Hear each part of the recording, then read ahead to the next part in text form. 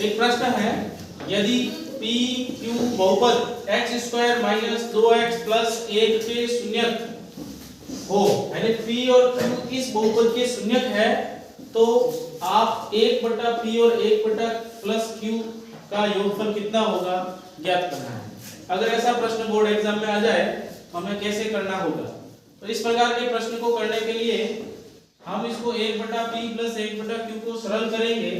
तो सरल करने पर हमें प्राप्त होता है q + p या p + q, एक ही बात है, बटा में pq। इसका मतलब हमें प्राप्त हो रहा है यह शून्यक है p और q, शून्यकों का योगफल और बट्टा में शून्यकों का गुणनफल। क्योंकि हम जानते हैं द्विघात बहुपद में किसी शून्यकों का योगफल -b/a होता है, इसी प्रकार शून्यकों का गुणनफल क्या होता है, c/a होता है। तो यहाँ से दिए हुए द्विघात बहुपद की मानक समीकरण से तुलना करेंगे।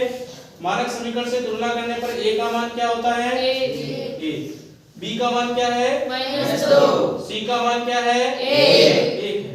ये मान हम कहाँ रखेंगे, शून्यकों के योगफल और शून्यकों के गुणनफल के गुणांकों के में अंदर यहाँ मान रखेंगे। गुणांकों का मान रखने पर क्या आ रहा है हमारा, शून्यकों का योगफल 2, गुणनफल 1। ये मान यहाँ रखेंगे, शून्यकों के योगफल की जगह 2, गुणनफल की जगह 1, 2/1 और 2/1 को सरल करने पर 2। तो इस चार ऑप्शन में से कौन सा ऑप्शन राइट होगा, अ होगा। इस तरह से इस प्रकार के प्रश्न को